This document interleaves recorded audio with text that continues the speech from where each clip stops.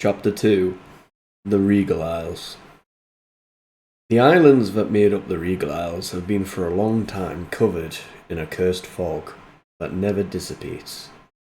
But a time long ago, before the golden assaults by the Empyreans across the sea, the islands were once a most beautiful isle of lush green verdant meadows with dark mystical forests of splendour and clear crystal lakes. This was once a paradise far from the conflicts of ambition, but ambition can never be subdued. The islands were ruled by a demigod bloodline, but unlike the Empyreans, were happy and content with their lot, and sought the prosperity of all with trade and beautiful artworks. It is unknown why the Empyreans crossed the sea. The islands are quite small, and they did not conquer the land. They simply left, without word or meaning to why they had come, or who had told them to do so. A seismic crash disturbed the scavenging birds on the beach.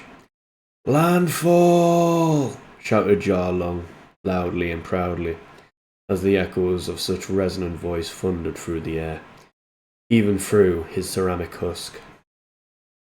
The Elden Lord leapt out of the boat. He faced back towards the boat, and with a smile and a bow, he thanked them for their service. "Thank you, Boatmaster Jarlong. I hope we meet again." Do you not need us to stay, Elden Lord? We could if you wish to leave, for I don't see how else you can get back home," he said inquisitively, as his living jars of crew looked around confused. The Elden Lord placed his hand on his heart, and bowed once again. "I do not deserve kindred friendship, but I will find a site of grace, and I will rest there. I can use the grey site to transport myself back. I only needed to arrive first."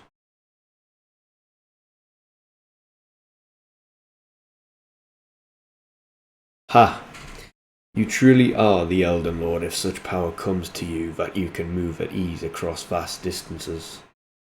Very well, we will depart, and good luck to you, noble lord." Jarlong signalled his crew to begin rowing once more with the thundering pounds of the drum. The Elden Lord waved to him as he did so, and watched as the crew of living jars rowed and rowed over the high waves and out into the fog, until the invisible cloak of mist concealed them, although their rowing could be heard for many minutes after against the roaring waves. A dark presence was felt still by the Elden Lord, the same presence he had felt back in Jarberg, a very uncomfortable feeling as he had just covered a vast distance, and yet it was still there, preying upon him. As he turned around, a shriek of evil dashed at him. A skeletal soldier swiped at him with a rusty sword, as its jaw opened to shriek again, calling more to the accursed being. Dozens had arrived within seconds, and more were spewing out from the ground beneath his feet, ominous as they clawed through the sand and grasped at the feet of the Elden Lord. The Elden Lord unbuckled his great powering sword from his back and slashed the creatures through their torso. Rib bones flew that day, flew far indeed, as his sword smashed bone into atoms and bone meal. One lunged at him, digging its horrible filthy claws into his neck, before the Elden Lord casted an incantation of fire cloak, burning the filthy wretched creatures, turning its bones into black, but still it lived. The skeleton was charred but able. It was angry, shrieking as a percentage of its body had turned to ash, and with that the Elden Lord swiped once more, and smashed the skeleton into confetti. The battle for the beach had been won, and with the defeated undead their corpses were many, and their remains scattered into the sand. The Elden Lord arrived at a solace tree, calm. He took a deep breath and sat, and before him was a sight of grace, which he relished so much. He decided to wait until morning. He slept under a blanket of stars and purple nebulae that lighted the sky in ethereal beauty, with the dazzling display of Rani's shooting stars above. He fell asleep. Dark dreams came to him once more, but he prevailed, and before long the morning dawn rose. Although hidden by the dark misty fog that obscured the land for many thousands of years, he stood, and before him he saw a path, and there it was before him, a golden castle made of golden stone resting on a cliff by the seashore. Castle Abergenwald sat before him. Half of the castle had been submerged by the water, as half of it had sunk into the sandy, mushy beach beneath it, which was quite marvellous considering that the castle had been in a state for over 1,000 or more years. So it laid out the question, was someone in fact maintaining it? The thought of such a thing filled the Elden Lord with excitement, but glory and courage would surely follow. He arrived at the gates, which were breached by some ancient battle. Their iron bars were warped and strewn by some strange chaotic magic, and they were scattered a good 100 meters or so from the breach point. The gatehouse itself was blackened by scorching fire. Still, after over 1,000 years, it must have been very powerful magic. The stone was as Luciferius described, gold in colour, with veins of ethereal glowing gold shining brightly within. An arrow slipped past the. Alright. Within. A beautiful. ... interrupted. An arrow slipped past the Elden Lord's head. This time, the glory had come. The Elden Lord kept to the walls, dodging the arrows that were unleashed by the ruined but still functioning battle armaments on the castle walls. Numerous skeletal archers were firing arrow after arrow after arrow in quick succession. As he ran through the gatehouse, he ran up to the battlements through a flight of stairs, kicking and smashing skeleton after skeleton, throwing them down the stairs as their bones cracked and clanked on the way down to the white stony floor.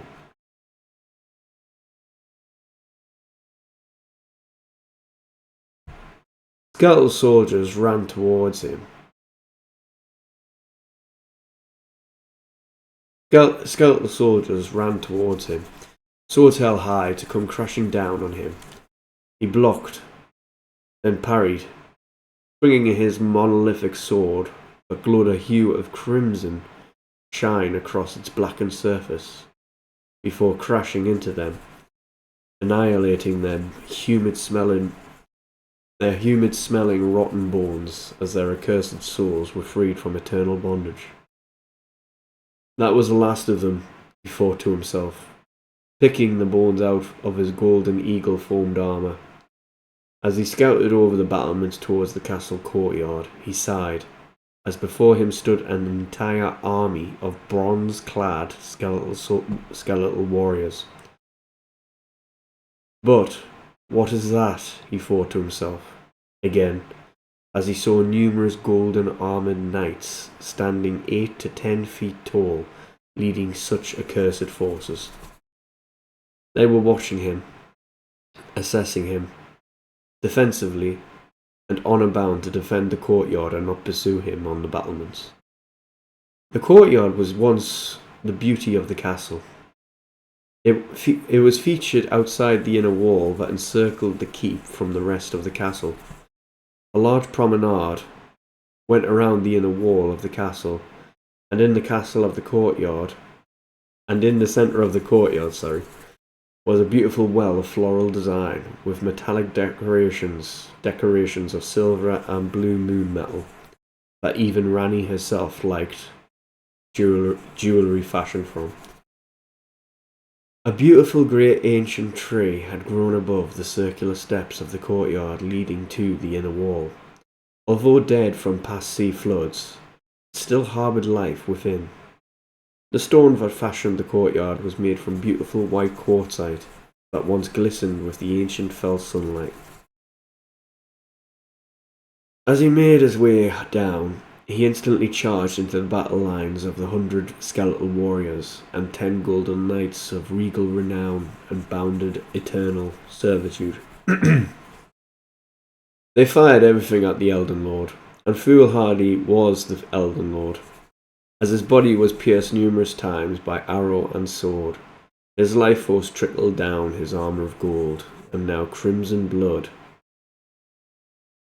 He had overestimated his power, for he had defeated Marika, the Elden Beast, Melania, Radahn, and countless others, but a power more dark and sinister compelled these enemies to fight with such vigour and strength, that when combined, could even overshadow the Elden Lord himself. As he fell to the ground, half of the enemy's number had remained. He casted a minor Erdtree into the courtyard, which boosted his health considerably, feeding him the energy and health required to dispatch the rest. His sword swiped left and right again and again, and again, until all were beneath his feet, and scattered like debris across the castle. What followed after was quite absurd. Tranquility. As the enemies were slain, the door was now wide open for the Elden Lord to breach the inner walls of the castle. And the castle itself, that had stood so proudly for so long. He entered the inner gatehouse, and then the main door of the castle. Oh, sorry about that. He entered the inner gatehouse, and then the main door of the castle itself, which was already open for his arrival. Its golden doors were darkened by the eternal mist, but one could see such elegant beauty again, as he casted an illumination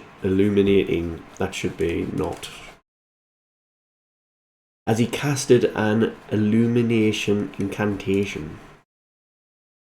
That should be illuminating.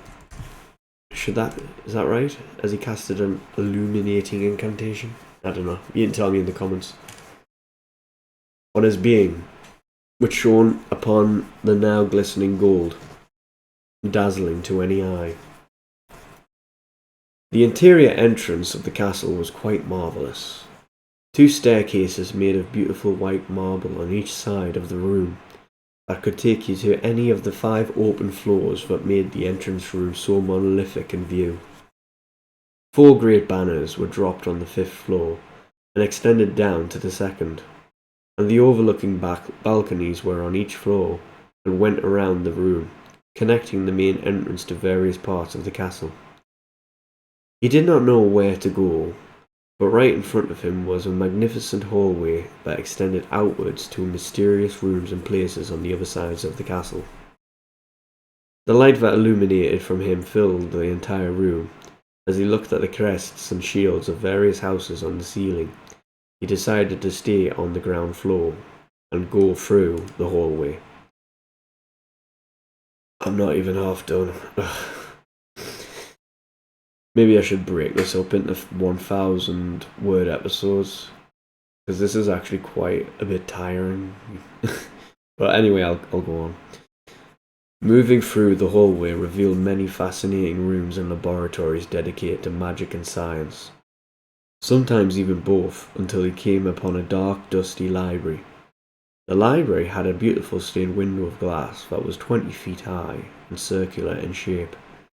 What little light was outside poured through, yet still the library was quite dark.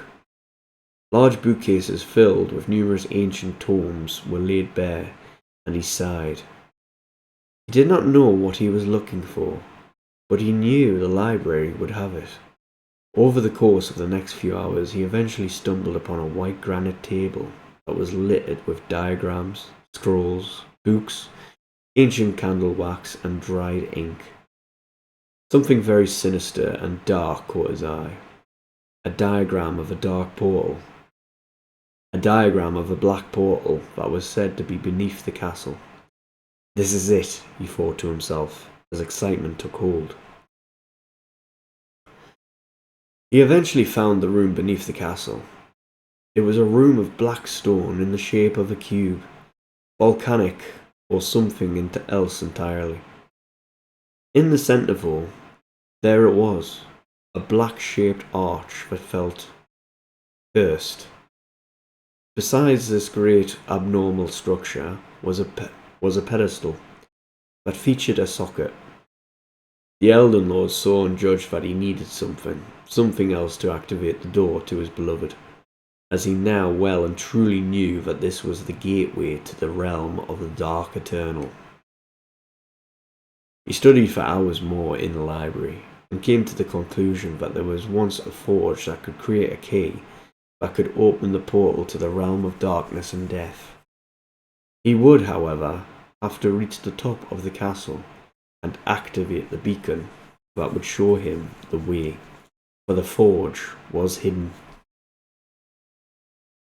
As he made his way to the 8th floor of the castle, a throne room was before him, dark, but still somewhat lighted by the sun that was concealed. It was a large open area where lords and ladies could assemble to greet and start discussion with their divine ruler. This room had 2 floors connected into one, and it was quite grand in wealth, as marvellous banners decorated the hall bearing the mark of a dancing griffin. Ancient shields that bore emblems of long-dead houses were hung from the walls in numerous number, and various swords and spears stood against the wall after wall. Rich brown wood that was still pristine and beautiful panelled the walls of the room. This wood had many markings of beauty that were stained with regal gold, showing the true wealth of the reigning lord. Grand columns of black volcanic stone held the ceiling high. Balconies that made up the second overlooking floor of the throne room encircled the room, and they could be easily accessed by a grandiose stairway of white beautiful marble, with bronze railing. The Elden Lord had seen many beautiful sights and creatures, but this, although was not the greatest, was a beautiful sight to behold. As he gazed around, his eyes eventually met to the centerpiece of the room, the bronze throne, which had turned to turquoise from years of neglect. But it was not empty. A great golden being sat upon it, staring at the Elden Lord for some time now, expectantly. Like the golden knights outside, he was observing and analysing the intruder that had just walked so carelessly into his home. "Who are you, and why do you trespass here?" he demanded, before rising and showing himself to be of substantial height, with golden glowing eyes, golden gilded hair, gold-like skin, and incredibly strong, giant almost in stature. He pulled out a great mace. The Elden Lord met his gaze, although his golden helmet in the form of an eagle had covered his eyes. "I am an Elden Lord, and I have the golden one. Sorry. The golden one interrupted. "Elden Lord? So the Empyreans have come back to finish me off?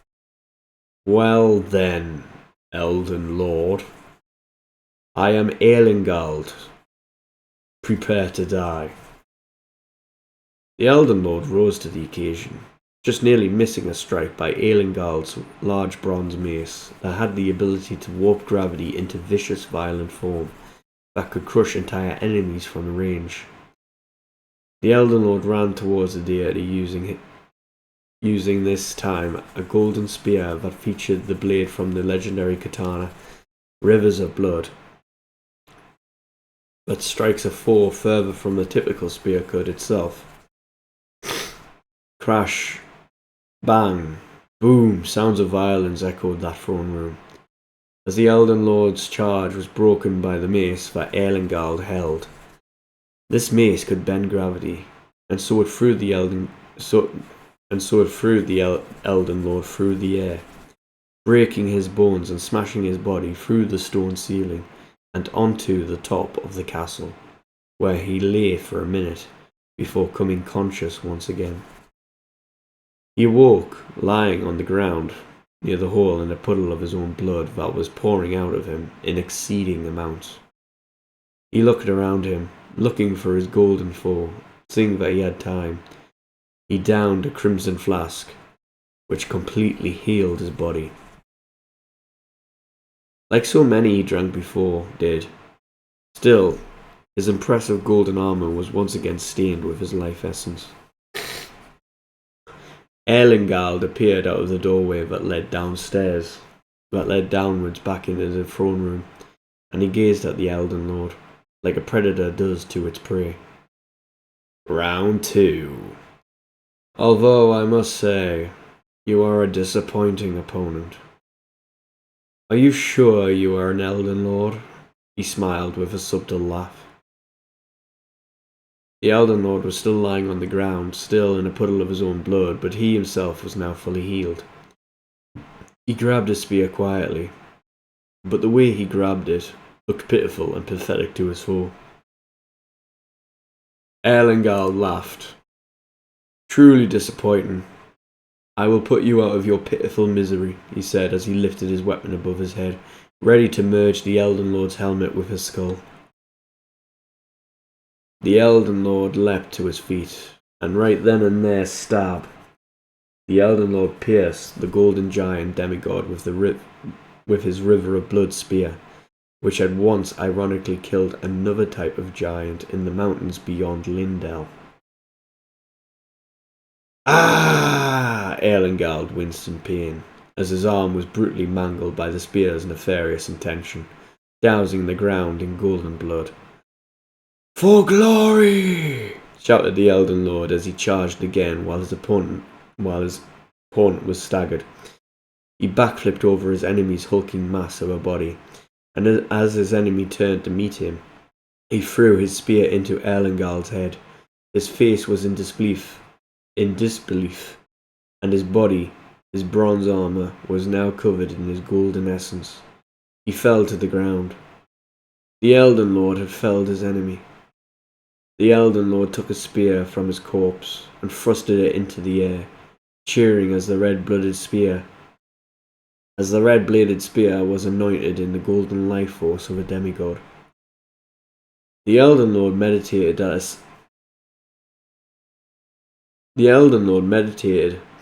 as a sight of grace opened beneath his feet on that castle top. His runes were heavy, and he could proudly increase his agility, his strength, and his endurance. The golden life of Erlingald trickled down the stone and into a device of unique origin and craftsmanship. It suddenly came to life with blue hue, and a rumbling vibration echoed the ground. The inner fortress came alive and began to float into the air. Water flowed out of the sunken part of the fortress, as they too began to float into the sky. The Elden Lord stood over his felled enemy and saw a great golden beacon come to life, to which it finally showed the way to the hidden forge that was beneath the sea. The Elden Lord would have to go into the deep. Thank you for watching and stay tuned for the next episode.